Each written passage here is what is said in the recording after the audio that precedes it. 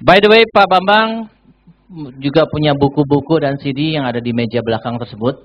Ya, bisa belajar hipnosis pakai buku itu, Pak. Termasuk ya, termasuk. Jadi buat Anda yang mau ikut workshopnya, mau beli buku-bukunya ada di belakang situ, dan juga bagaimana berkonsultasi kepada Pak Bambang nantinya. Nah, pembicara kita kedua adalah Pak Anthony. Are you ready, Pak Anthony? Di headset? Oke. Oh, you have your own. Wah, hebat. Oke. Pembicara kita kedua adalah Pak Anthony. Pak Anthony akan membawakan tentang EQ. Ya, saya akan membuat summary-nya sesudah semua presentasi ya. Jadi tidak satu-satu. Dan as an interval karena barusan kita membahas tentang IQ. Buat Anda yang tertarik dengan Mensa ya. Mensa seperti kita katakan adalah organisasi yang anggotanya, cara menjadi anggotanya hanya mengikuti kualifikasi tes. Ya, kalau IQ-nya termasuk 2% teratas, maka diundang untuk menjadi anggota Mensa. Anda bisa kontak Ibu Liliana atau Pak Sahat, nomor teleponnya ini. Buat Anda yang pengen tahu kira-kira saya diterima nggak ya di Mensa ya, gitu ya. Kalau many people just want to try gitu ya, mau lihat aja lulus apa enggak gitu. Nah, jadi Anda bisa kontak karena kita akan mengadakan qualification testnya tanggal 27 November ya. Dan buat Anda yang sudah hadir di sini, tiket Anda itu bisa dijadikan sebagai voucher diskon untuk tes ini. Ya, tesnya cuma 100.000 ya untuk qualification-nya, dan voucher itu bisa digunakan untuk diskon, jadi bayarnya cuma 50.000 ya. Buat yang tidak ada hadir di sini, nggak punya tiketnya ya, then you pay the 100,000 ya.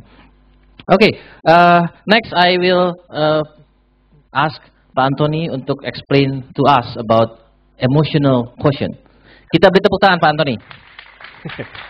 Oke. Oke. Baik, selamat siang semuanya Bapak Ibu.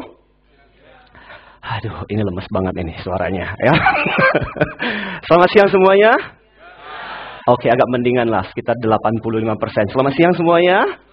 Ya, apa kabar semuanya? Ada yang baik, ada yang luar biasa, ada yang biasa di luar ya Bapak Ibu ya. Saya senang sekali punya kesempatan bertemu dengan banyak orang luar biasa. Ada Bu Mianono juga di sini. Selamat datang Ibu, dan juga banyak rekan-rekan yang luar biasa. Tadi dikatakan ada Mensa, betul? Grup Mensa. Saya selalu ngeri gitu. Itu sebabnya saya tadi sempat sharing kepada yang lain. Kenapa saya memilih untuk masuk ke EQ? Karena IQ saya nggak pas gitu, nggak muat gitu. Ya, makanya saya lebih memilih EQ gitu. Ya, namanya juga Mensa, betul? Mensa singkatan dari apa sih? Mensa. Menarik dan sangar Mensa gitu. Ya, menarik. Orang pingin, wah 2% teratas, betul? Bergabung, you feel so pride, betul nggak Bapak Ibu sekalian? Wah, Mensa men gitu, Pak. Ya, tapi sangar gitu. Ya. Jadi orang ngeri juga, ya. Mensa. Memang Sarah gitu kan. Suku, agama, ras, dan IQ. Betul Bapak Ibu? Mari kita berikan tepuk tangan yang luar biasa dong Bapak Ibu sekalian. Ya, tadi Pak Bambang sudah bercerita tentang IQ.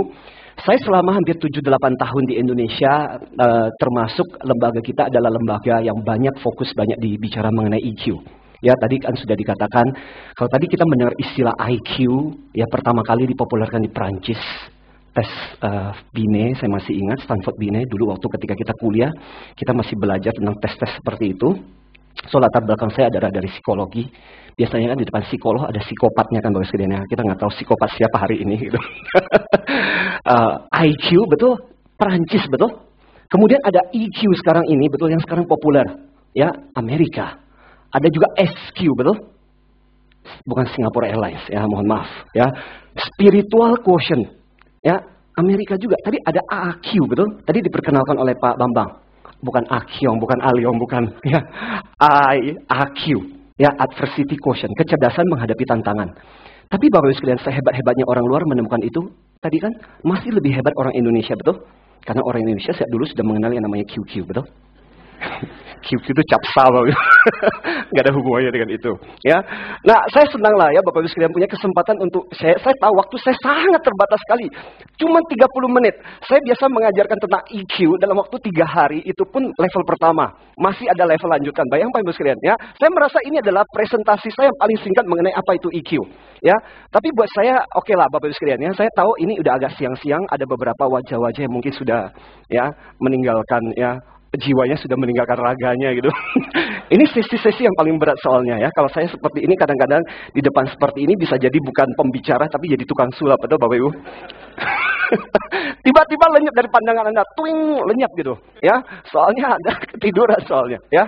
Nah Bapak sekalian, boleh dong angkat tangan Anda, boleh Bapak Ibu sekalian? Angkat tangan Anda semua. Tepuk orang sebelah kanan Anda, bilang, aduh, mohon jangan tidur dong. Lu juga dong ya, jangan tidur lah ya. Ini menarik ya. Nah, ya, Bapak sekalian, bicara tentang EQ, sebenarnya kalau saya mau bicara, saya bisa cerita panjang lebar, tapi izinkanlah saya cuma memperkenalkan, jadi apa latar belakang saya berbicara mengenai EQ ini. Sejak sekitar 7 tahun yang lalu, saya merasa bahwa ketika sebenarnya dimulai tahun 95, bukan Bapak Ibu sekalian, gelombang tentang EQ itu muncul oleh seorang yang sangat terkenal di dunia, meskipun bukan dia yang pertama kali menemukan EQ, yaitu Daniel Goleman.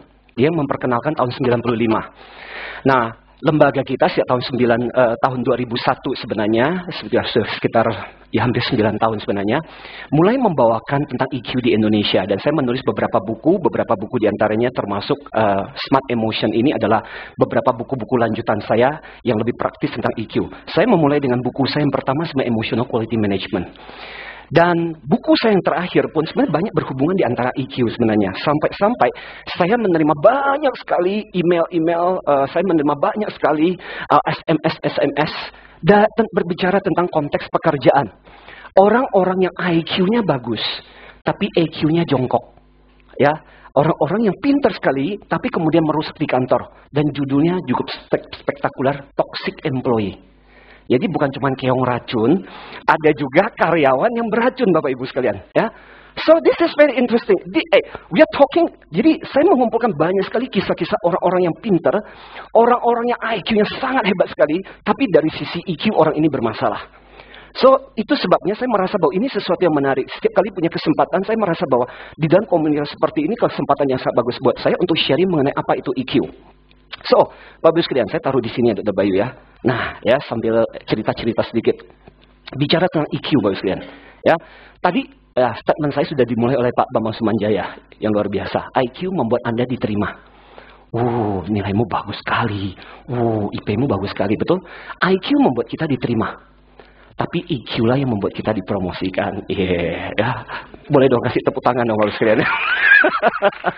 That is the statement. That is always the statement. Ya, bukan saya saya tahu bahwa teman-teman Mensa di sini mungkin ya.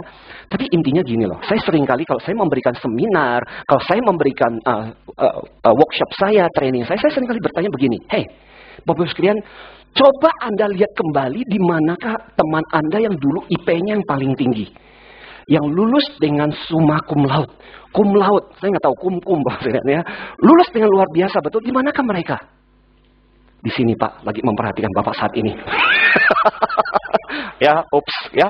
Tapi maksud saya Bapak Ibu sekalian, saya dulu waktu ketika SD, saya punya teman yang sangat pintar sekali. SMP pintar sekali. SMA selalu juara 1, nggak pernah bisa dikalahkan. Saking pinternya nih orang, jalan aja kepalanya miring. Mungkin saking pintarnya Bapak Ibu ya. Saking pintarnya orang ini punya luar biasa, nggak pernah bisa dikalahkan.